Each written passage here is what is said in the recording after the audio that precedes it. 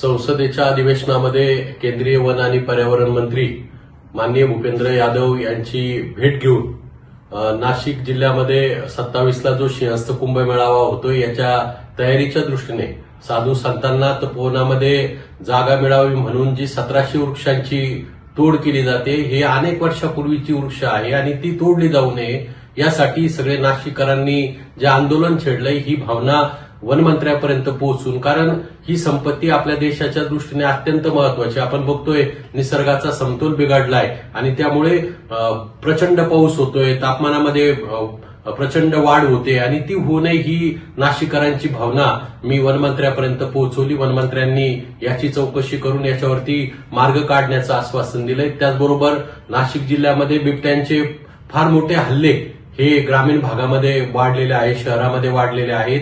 यामध्ये अनेक माणसं, लहान मुलं, प्राणी ही मयत होत आहे. शेतकरी म्हणजे अत्यंत भयभीत झालेला आहे. शेतामध्ये काम करणं अवघड झालेलं आहे आणि म्हणून अशा बिबट्यांचा बंदोबस्त करावा, त्यांची प्रजनन रोखण्यासाठी नसबंदी करावी, त्याचबरोबर त्यांच्यासाठी निवारा केंद्र स्थापन करावी, अशा प्रकारची मागणी मी वनमंत्र्यांकडे या निमित्ताने केली आहे.